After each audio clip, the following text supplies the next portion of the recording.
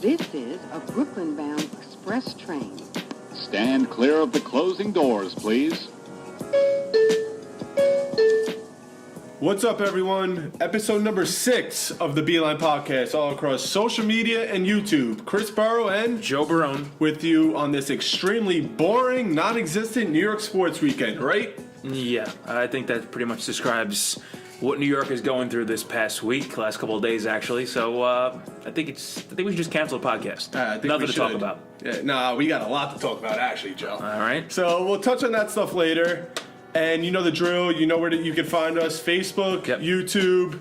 Like, share, and subscribe. Yeah, and as far as last week goes, Mike Astorita, another great guest. That episode is posted on YouTube. You can find it there.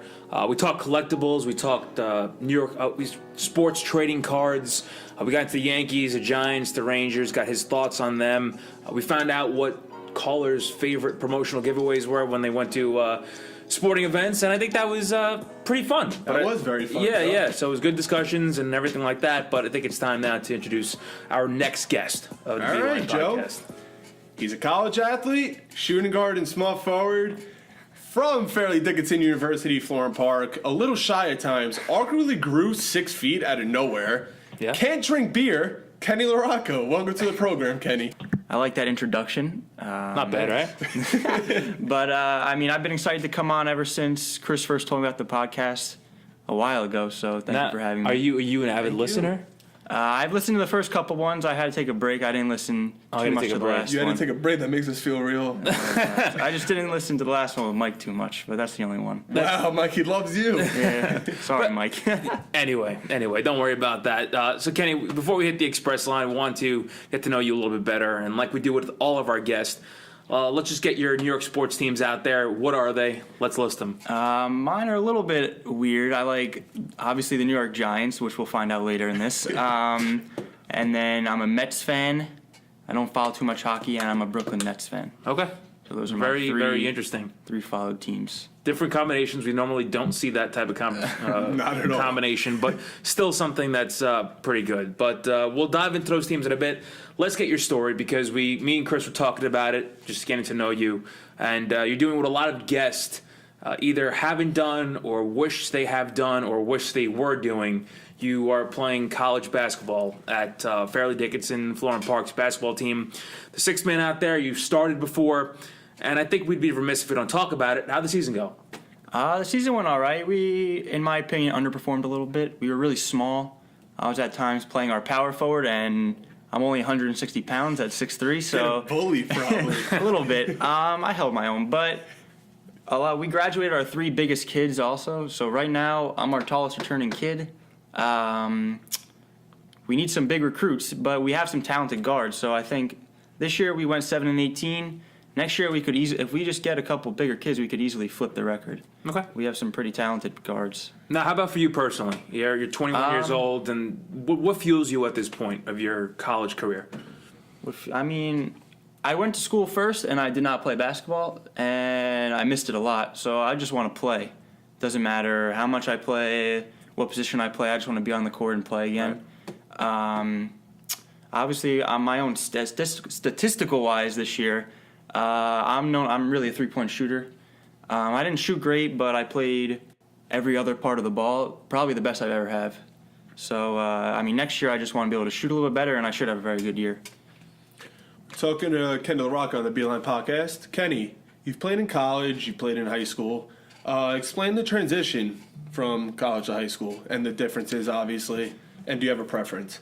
I do not have a preference, but college is a whole different animal than high school. High school, you show up after school, you practice for an hour and a half at the most, and you leave. I don't know if it was just our high school program, but college is totally different. We, at the minimum, practice 2.5 hours a day. Over winter break, over fall break, before the season really kicks into stride, we're going for 3, possibly 4 hours practice a day. Wow. Multiple practices. It's tough. Especially when we only went 7-18, so it's not like we had a great year, so practices get a little rough. Yeah, but everybody makes the tournament. No, not everybody makes the tournament here. So, we came in 5th out of the top 4 make it, but we were a little bit a ways from the 4th place. But I mean, it's a tough transition. Like, especially Division III, you're not getting an athletic scholarship to go play like I do. Like, I don't have an athletic scholarship. Like, there's the other Fairleigh Dickinson team. They're Division I in TNEC, and they just made the NCAA tournament. They won last night. They won their conference. Oh, wow. They made the Well, you NCAA said tournament. you played them one scrimmage, right?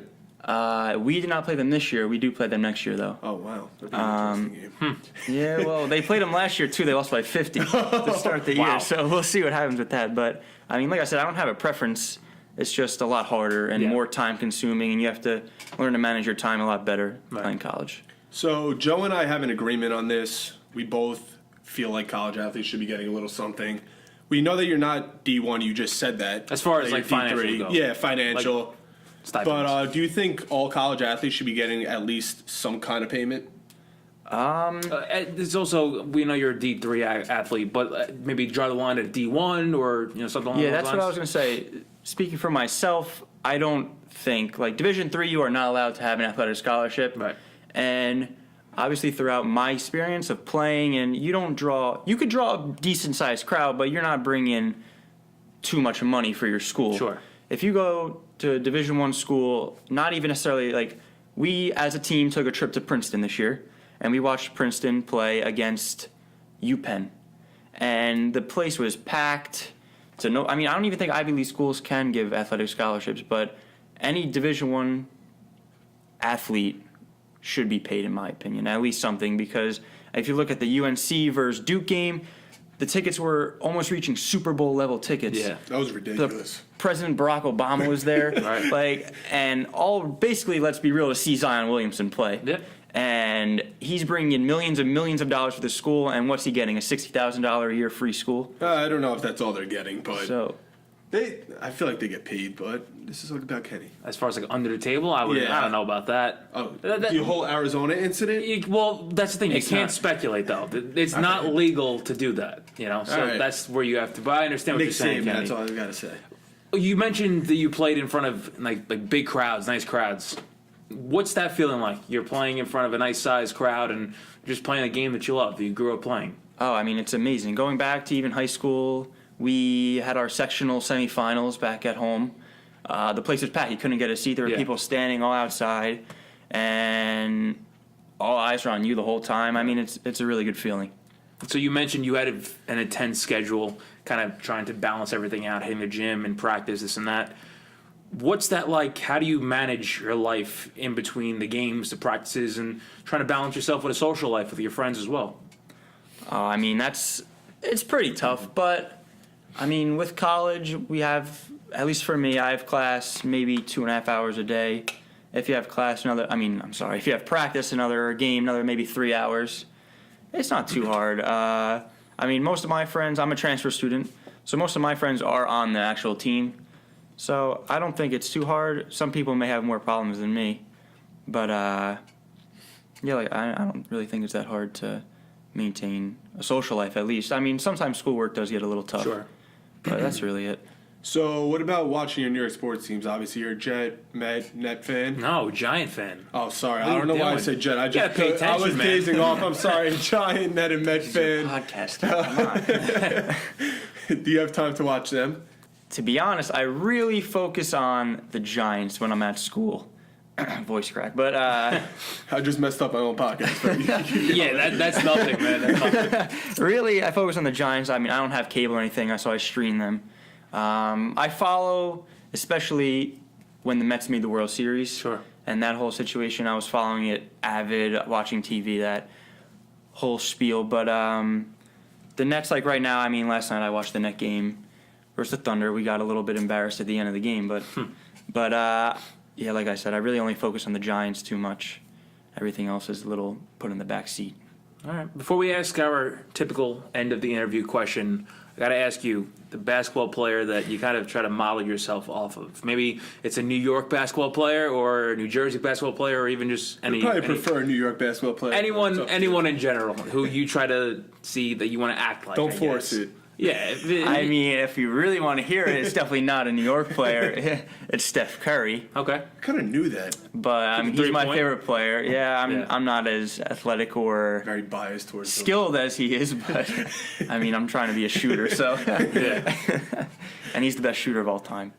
No big deal. That's a pretty bold claim. Listen, he is very good, so that's not going to that's not that far of an assumption there. All right. We ask everybody this at the end. Yep. Out of all your New York sports teams, Mets, Nets, and Giants. Yeah, you got it right that time. Way to pay attention. What team would you appreciate a championship the most for? Even though you've already seen a Giant one. I have seen a Giant one, but I am just so focused on the Giants, and that's obviously by far my favorite team, so I would still have to say the Giants. Yeah. All Sounds right. about right. Well, it might be a little bit wild for that team, and we'll talk about that. Yeah, we'll talk about that later. In a We're not little going to bit. get heated towards But you know it. what? Now is the perfect time to kind of hit the express line right here on the Beeline podcast. Joe Barone and Chris Burrow. Yep, and we're here with the New York Sports Fan of the Week, Kenny LaRocca. All right, Kenny, it's time for the express line. Now we know a lot of people want to talk about the Giants, and we'll get to that. We'll definitely get to that. But we have to shoot out first with our first stop at the Barclays Center on Atlantic Avenue. The Nets look like they're finally hitting their stride. Did hit a little bit of a speed bump yesterday. Currently the 6th seed in the East. And the first stop basically is what I want to talk about. Are the Nets to be taken seriously? Do you see them making any noise in the playoffs if they do hold on at the end of the season?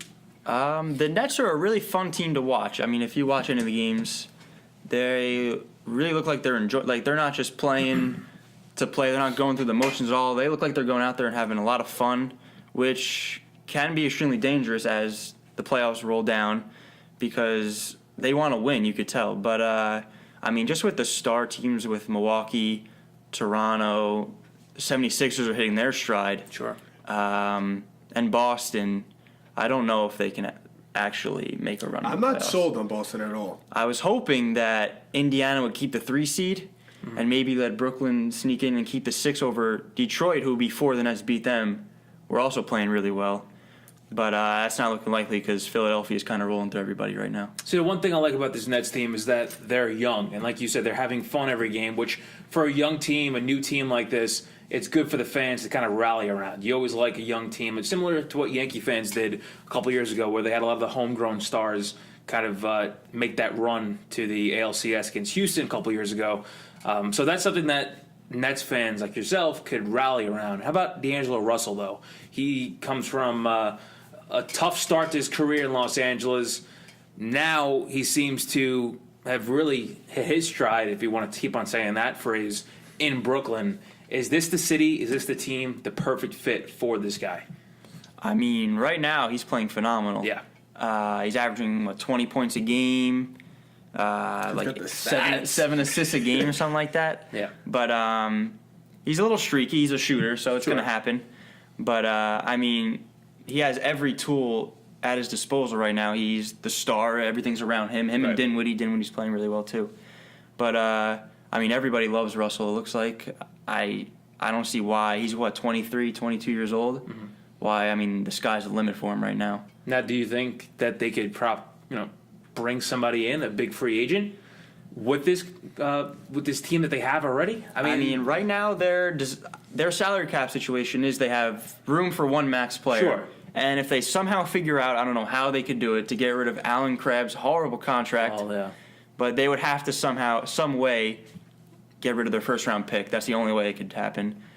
But I don't know if only one superstar, and I'm talking superstar like top 15 player, Right. would want to come to Brooklyn, because right now, if you add one superstar, let's just say Kevin Durant, for example, I don't think they can still beat any of the teams from the West. You have to add 2, and the only way And that they usually can happen, come in a package deal. Yeah, like you have the Kyries and you have the KDs. Like maybe they're Yeah, collaborating. I don't see them coming there either because of that reason. Because, like you see with the Knicks, they can afford 2, Right. and that's why the Knicks have And a then they shot. talk to each other, they Yeah. text, they get their group And chats and everything like In that. all honesty, I'm not being biased towards like a Knicks fan, but we'd rather play in Madison Square Garden and the Barclays Center. Oh, that's true. I mean, Madison Square Garden, you have that type of lore. You sell out every game. As I don't much know as if that the might Nets do pain sell you to out. say, it's true. I'm not any basketball fan. I watch the sport. I enjoy it. But I don't have any sort of rooting preference there, so I'm the unbiased party. But if I had to pick, if let's say I was a basketball player, I'd probably want to go to the quote-unquote The Mecca. Mecca, you yeah. know, that's where what they they haven't say. been good in, what, like a decade? Well, that's the thing. How That's the how other can you thing, though. consider the Mecca if your team has been complete trash for the last Brooklyn 20 just years? got good, too, though. Not even trash, just the whole ownership is Yeah, it's on a mess. fire It's right a now. total You know, mess. Whoa. Not, yeah, I guess the ownership, yeah. Oh, I'm not getting into that. Which Michael Kay actually had a really good press conference with. I just want to a good interview, there. with Jim Dolan. Yeah. But speaking of ownership, we'll talk about some bad ownership. The next stop on the express line, we'll head out to Willis Point City Field, talk about You're a mess. ownership. Talk about a great kind of segue by me. I'll give this credit to my own cap. He likes to brag also. I do. Mets season starting a few weeks away. Similar to the Yankees, they have a question mark surrounding the first base bag. A couple weeks ago, we talked about the battle of first base between Luke Voit and Greg Bird, and some of the Yankee fans chimed in. Some of them want Luke Voit, some of them want Greg Bird. The Mets have something similar where they're talking to Pete Alonso and Dom Smith, okay? Both of these guys have been completely raking in spring training. Kenny, my question to you is, who are we feeling? Who would you want to be the starting first baseman come opening day? You I just think the told key me words before. that you said there were in spring training. Yeah. Dom Smith was in the majors last year, and He looked lost. yeah, not very good. I think it should be Pete Alonso. I mean, he fills a void of a right-hand power hitter in the middle of the lineup. He had 36 home runs last year at Port St. Lucie. And I think in combination with two leagues, he Yeah, was and then like that. and then I think he hit a couple in the fall league or spring league up in Sure. Arizona. Yep.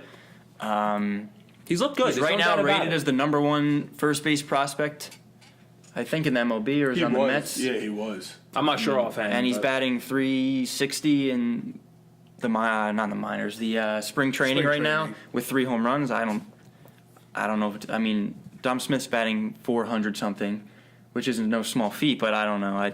I in my opinion should be Pete Alonso. 419 to be exact. Yeah, Now- I still think. There's this whole thing where you might have to hold him out for about 3 weeks because of the contract status kind of scare you, or are you in the party where it doesn't matter? If you have the best team on the field, just put him out there. Enough with the whole Yeah, money I mean, and contract talk. Screw that. Just Yeah. if we want to win, like Right. as a fan especially. I don't know. I mean, Sure, the yeah. money. I just want to win. So I think he's our best bet right now. Yeah.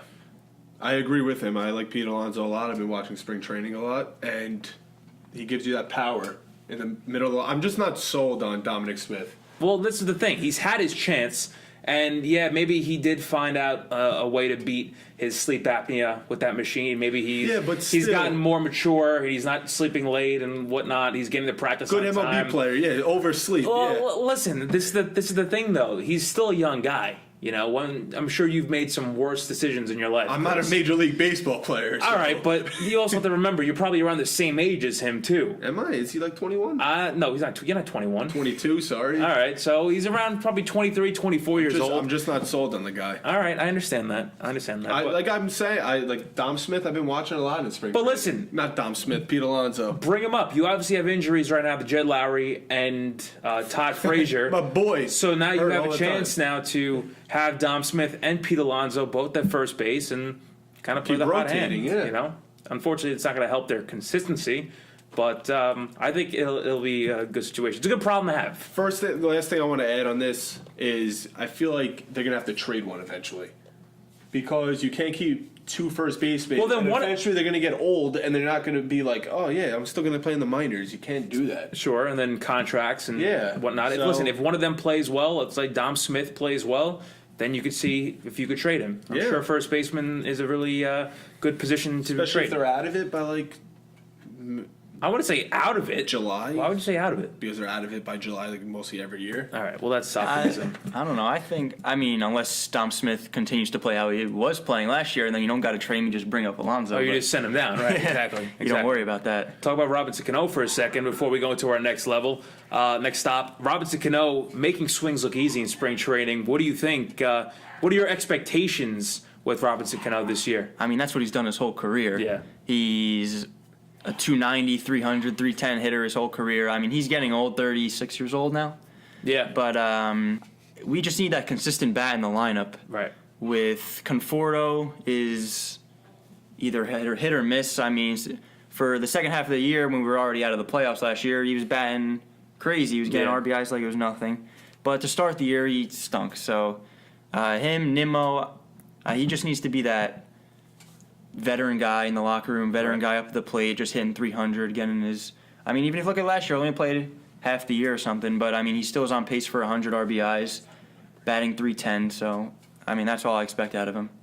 So, All right. see what happens. Well, now our third stop, we want to stick on the diamond. We'll head to Chelsea Market, where MLB headquarters is located. More new rules to discuss. I feel like we've talked about new rules in baseball a couple of times on the DIII podcast. But here are some rules for next year and in 2020. Among the new rules, there's going to be a singular trade deadline, so no more August non-waiver and waiver trade deadline. It's going to be an all-star game election day where that'll provide players a chance to market themselves and highlight their personalities. Fans will be allowed to still vote online, and the top 3 vote getters will then be involved in a one-day election to determine who ultimately will get the honor. That's pretty interesting. I mean, we talk about how baseball wants to kind of market the personalities, the players, and find the new young fan.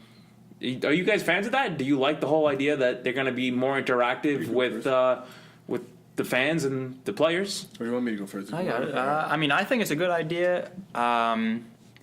Baseball is an older man's game, I guess you could say. I mean, a lot of the older generation obviously follows it heavy, but the younger generation, as in ours, maybe follows basketball's coming up more, the NBA. Football still owns everything, but I think it's a good idea to get these. Obviously, if they're making an all-star game, they're basically a superstar, and these superstars get to market themselves and show their personalities. Yeah. Yeah, I also agree with him. You could see the younger kids in sport, like that watch sports. They want to see the superstars, like he said, act themselves. They want to see them dance. They want to see them do anything that they would do without being recorded. And you see when kids play sports also, they score a touchdown, they dance like the player. That's what baseball is going to become when someone hits a home run. They're going to celebrate. You're going to do the bat flips. Yeah. Right. You want that. Younger kids want that game to get like that. And like he said, it's an older crowd, but. Yeah, I mean, I think that should go into our fourth stop, talking about the Giants and at the Meadowlands. Everybody was saying how Odell Beckham was a total cancer, and people complained about his personality and whatnot, but it kind of goes back to what we were just talking about personalities. You can't have both. I mean, you can't complain about a personality being too obnoxious or too out there or flamboyant or whatever, and then say, oh, I want the game to be more entertaining. I want these players to have more fun. You can't do that. So let's just get your thoughts about this, Kenny. The Odell Beckham trade, people wanted him gone because they were kind of tired of his act. They said that he wasn't a winner. Giants didn't do any winning with him, and I guess you're right. They're right with that. But at the same time, he's still an unbelievable talent. How upset are you, or how happy are you that he's gone? I mean, when I first saw the tweet that Odell was gone, I was furious. I mean, after seeing what happened, what they got for it, they basically got rid of Landon Collins, which I also love Landon Collins, but I do agree with them that it was the right move to let him go. It is not worth signing. Without a fourth linebacker. Basically, they tried to trade him last but still trade deadline. It was all they got in return was like a 4th round pick. Right, but now you get nothing. Yeah. I mean, now that looking back at it, 2020, right. I didn't know at that time, but I mean, I don't think he was worth the $84 million that the Redskins paid him for basically a 4th linebacker. That's what he is. And they basically got a cheaper version of him.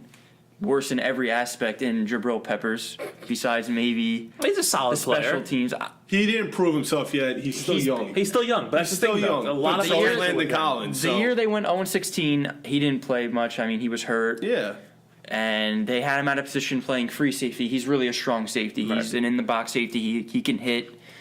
But, I mean, for Odell, you get 1 first-round pick, and it's not a high-end pick. It's the 17th pick.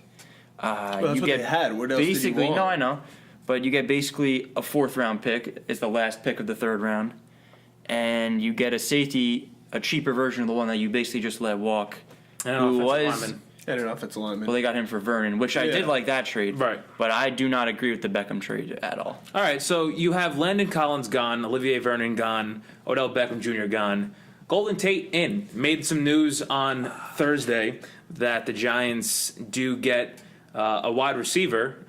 Okay, but they got rid of Odell Beckham, and you kind of downgraded with Golden Tate. Especially that he's 31 years old. Oh, and we also forgot kind of burying the lead. Eli Manning is still here. So,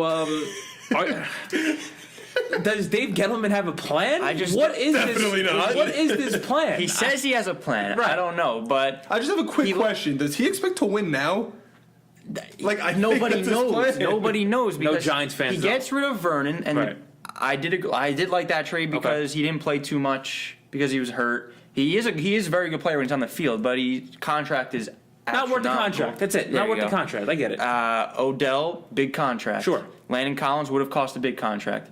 But then you bring in Golden Tate, who's 31, and you pay him basically $10 million a year for 26 4 years. guaranteed. I think it was 26 million guaranteed. Dude, it's ridiculous. For a 31-year-old for 4 years. I mean, And come on. don't get me wrong, Golden Tate's good. He's not a number one.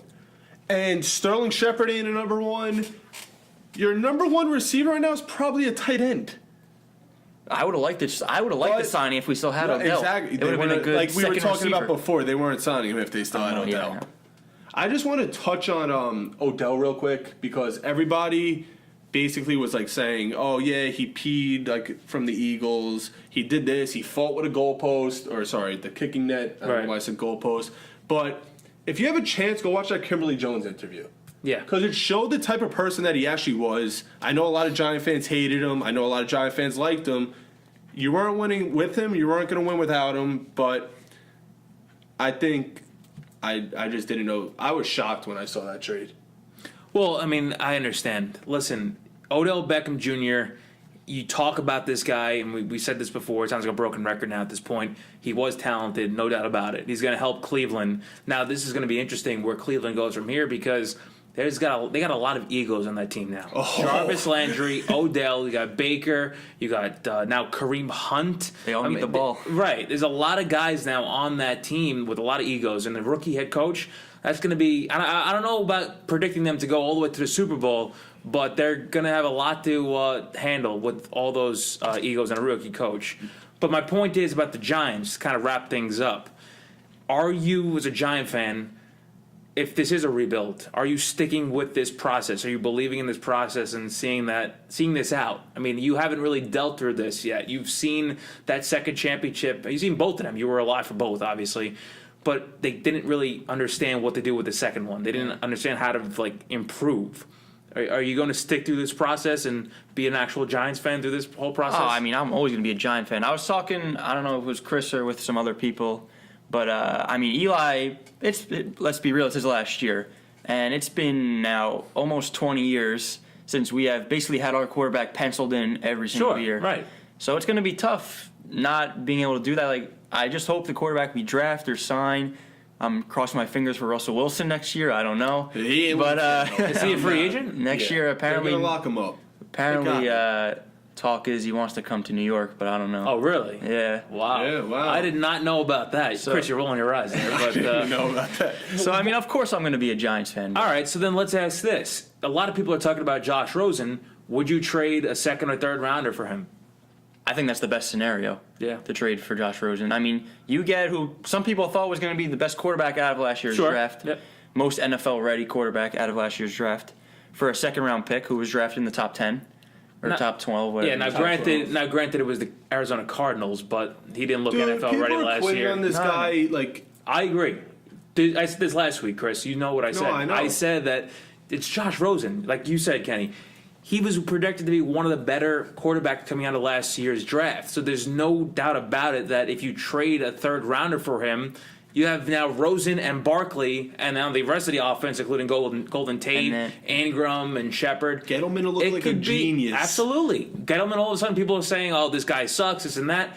He could be a genius, like you said, Chris, if they get Rosen and he turns into something else, like he's projected to be. It's scaring me right now, though, because I've heard multiple reports that they're not sold on any quarterback coming into this draft. This was new. They weren't sold on last You year's can't trust draft this either. guy. No, You can't but trust I'm this guy, saying Gettleman. they're You can't trust saying him. they're not sold on a quarterback this year Or They last like year, Herbert, apparently. or last year. But now Everybody likes Herbert. they want Herbert. But my thing is you're gonna wait another year? Right. And then, Well, that's what a lot of teams do. They're going to tank. okay, but you're going to be in the same position. And Saquon, what is he, 23, 22? He's still He's a young. second-year pro. But you look at it, next year they draft the quarterback. Eli's going to have to stick around for another year. No, they're not keeping him another year. What are you gonna Or do? you do what the Jets do. You make the rookie start from the beginning.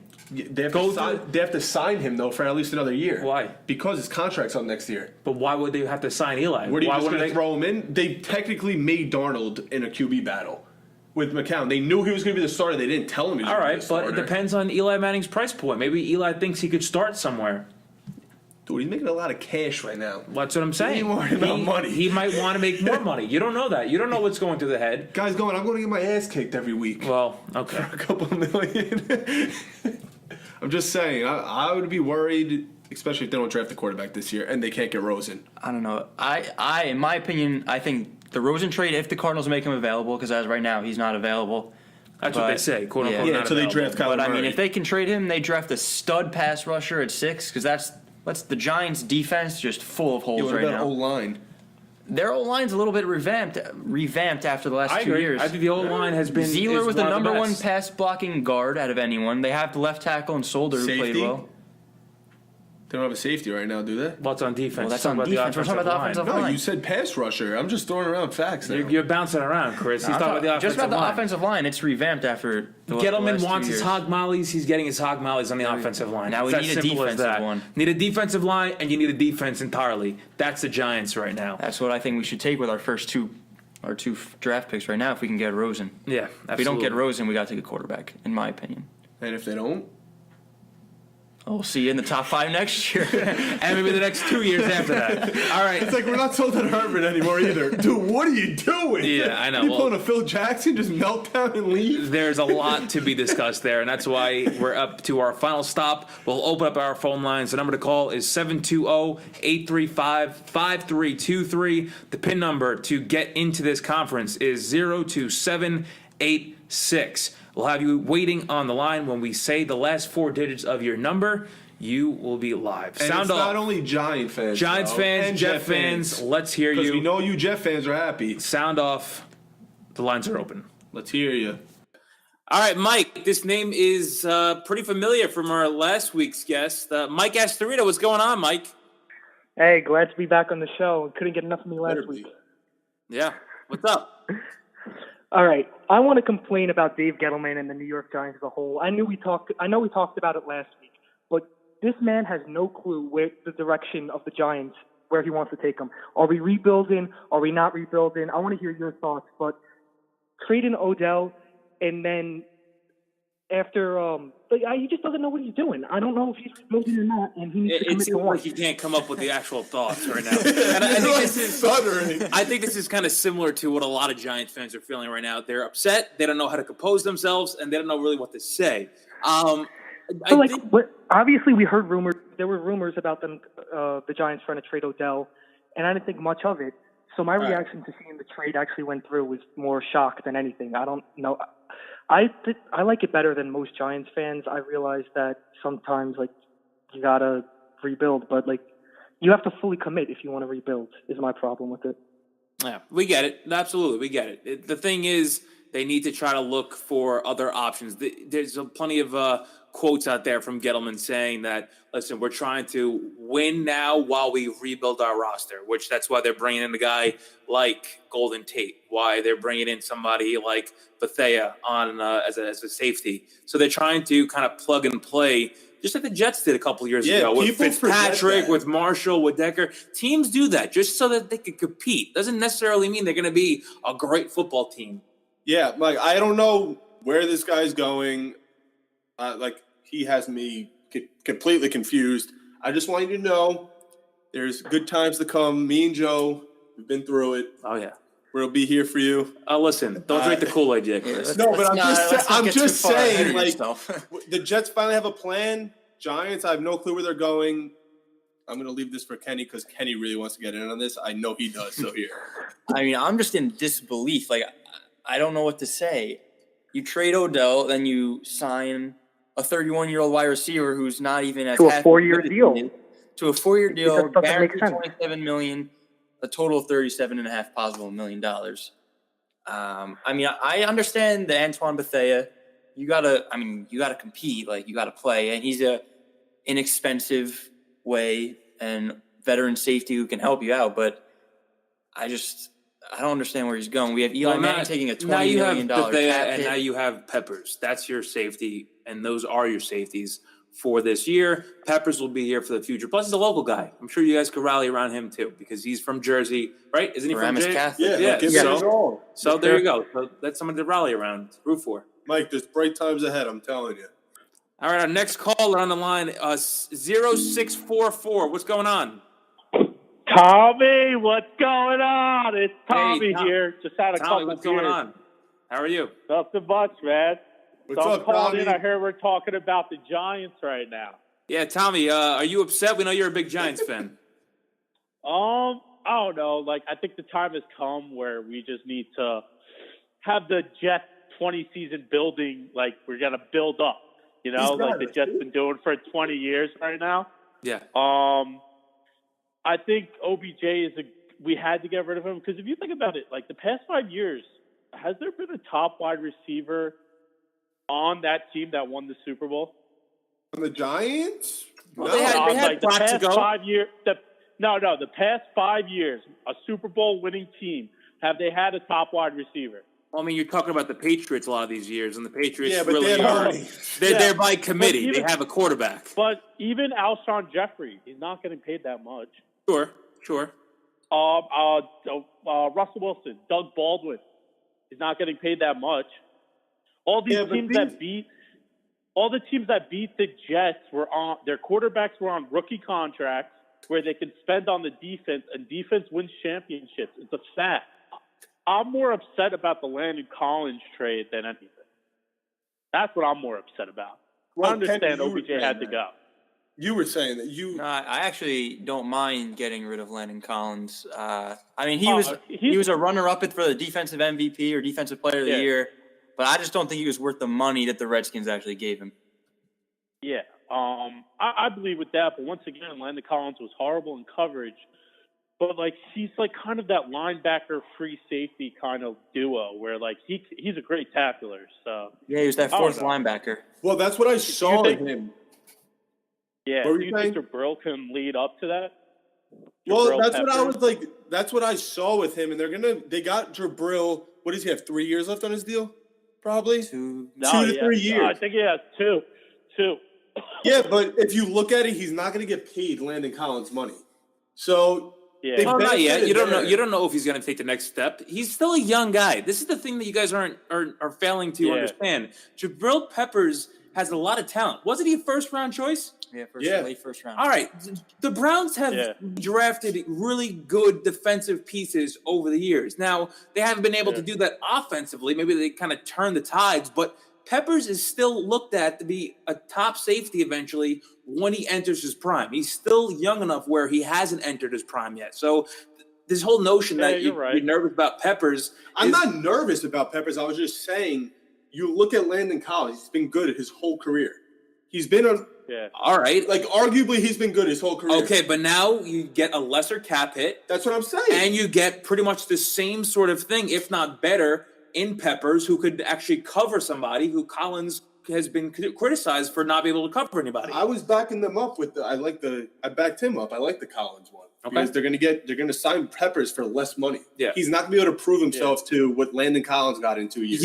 Yeah, you don't know that. Maybe he takes a step this year. You don't know. Hopefully. That's the thing. Yeah. Giant fans like yourself, Tommy, could understand that. Thanks for calling. I also listen to the Jets, and I go to Jets games, and Chris and Dad will say I'm more of a Jets fan than a Giants fan. But I think the Bell was a steal. I honestly Absolutely. It was think a that steal. they- I mean, you look at his contract, it was a steal. What, $13.5 million, Pretty much. and 4 years, he's 27, and he gives Darnold an option for him to check down and make yards after the catch. I think the Jets won out on that. Absolutely. So do I. I mean, and the way they structured it too, they're fine with the cap hit for a couple of years as well. You get him in his prime. You get him somebody like you said, somebody who could Darnold could check down to, could run the ball, bounce off tackles. I think this is a perfect move for the Jets. They really couldn't have structured it any better. Yep, I agree with you. When I heard Anthony Barr backed out of the deal, I knew Bell was getting signed. As soon as I heard that, Bell was signed.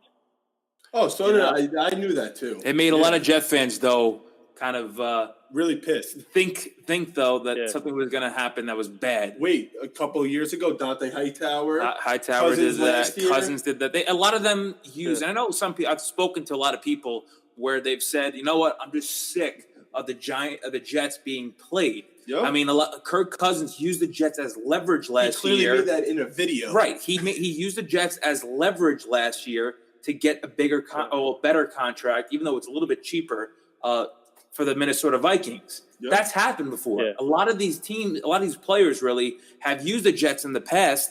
And now if you're the Jets, you have to figure out a way to get the big ticket free agent in at a good price that could help you and the player, and then also be an appealing destination. I mean, this is what people talk about all the time, about a winning culture, a winning locker room. You need that sort of feeling because that's how you get the free agents to come. Well, and a lot of free agents are talented. Yep. I don't think the Steelers are going to miss them.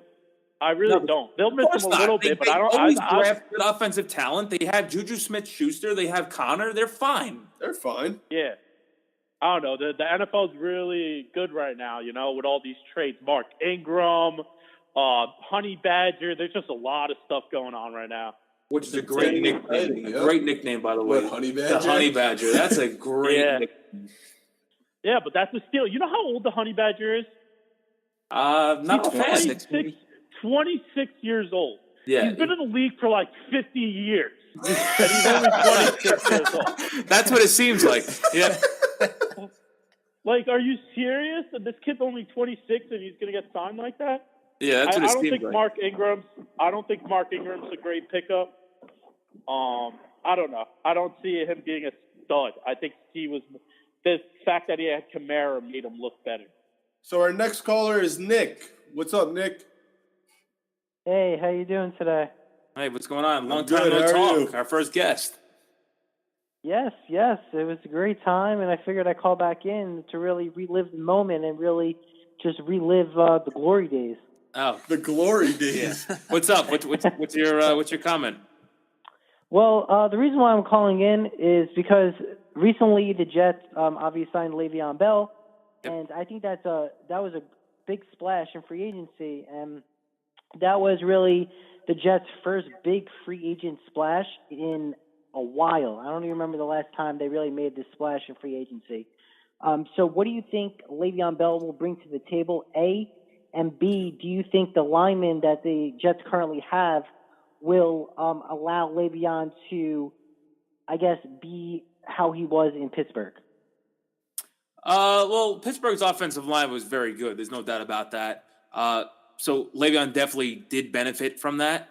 But he's still an unbelievable talent that can create his own space and own yardage. We've seen plenty of situations, especially in highlights, where, let's say, the offensive line for Pittsburgh blew up in the backfield, but Bell bounced off the tackles and has extended line. So let's just also say that the Jets' offensive line isn't as horrible as people think. I think they're underrated, but they're not that great, if that makes any sense. Yeah, I can agree with you. I saw a couple of videos that the lineman would get into the backfield and he would just stiff arm like three guys. Yeah, he has that ability. Would just run for like 30 more yards, not 30 more yards, but like I'm exaggerating. He was also known as probably one of the most patient running backs in the league. Right. As Matt Moore already stated. At least I hope. Yeah. Well, I hope that helps him out a lot, because even if the line is not as good as the Pittsburgh Steelers or as good as the Cowboys, there are running backs in the league, which I hope Le'Veon Bell is one of them, that makes his line better with his patient running. Well, that's true. I mean, there are quarterbacks in this league that make their team better, their wide receivers better, a la Tom Brady, who make every receiver look like they're the next best thing. But I also think that it also helps that when you have a running back like Le'Veon Bell, it makes other players around him, including the offensive line, just as good. Yeah, and I hope it makes Darnold that much better, and I hope he takes the next step this year, and hopefully we can finally knock off the Patriots and maybe go to the playoffs first time since 2011. Oh, well, that's optimistic. There's only one thing that scares me about Le'Veon is that he hasn't played in a year, but we'll see what happens. Yeah, but that just means he bulked up in Miami and He really still rode hasn't those got hit, Jets though. teams That's hard. that's the thing that I'm scared of. But he's got – all I know, he's got to play at least 3 preseason games. Yeah, we'll see. All right, just saying. thanks for the call, Nick. Appreciate it.